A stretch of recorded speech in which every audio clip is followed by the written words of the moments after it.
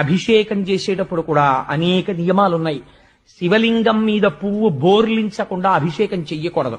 పువ్వు బోర్లించి అభిషేకం చేశావు, ప్రారంభమునందు పొడి విభూతితో మొదలెట్టాలి, అంచమునందు గంధోదకంతో పూర్తి చెయ్యాలి.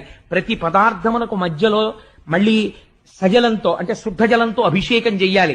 ఆ అభిషేకానికి అనేక నియమాలున్నాయి. ఇన్ని నియమాలతో నువ్వు చేసేటప్పుడు నువ్వు ఆవలించకూడదు. నీ శరీరంలో ఎటువైపు నుంచి వాయువు బయటికి వెళ్ళకూడదు, నువ్వు దగ్గకూడదు, తుమ్మకూడదు. నువ్వు అభిషేకం చేస్తూ మధ్యలో ఎవరితో నా లౌకిక సంభాషణ చేస్తే ఇప్పటి వరకు నువ్వు చేసినటువంటి పుణ్యం వాళ్ళ ఖాతాలో వేస్తారు, నీకు మళ్ళీ జీరోకి వస్తుంది. కాబట్టి నువ్వు స్నానం చెయ్యాలి, లేకపోతే కుడి చెవు మీద చెయ్యేసుకుని మళ్ళీ చెయ్యాలి. ఇన్ని అల్లర్లున్నాయి. కర్మ అంత తేలిక కాదు. కాబట్టి నీకేమవుతోంది, నువ్వు చేసి నీకు వస్తుందని అనుకున్నదంతా నీకు వచ్చిందో లేదో తెలియదు. ఒకవేళ చచ్చి చెడి ఓ 4 మార్కులు సంపాదించుకుంటే నీకు అన్నం వండిన పుణ్యానికి 2 మార్కులు భారీకి వెళ్ళిపోయాయి. కాబట్టి ఉన్నవి 2 మార్కులు.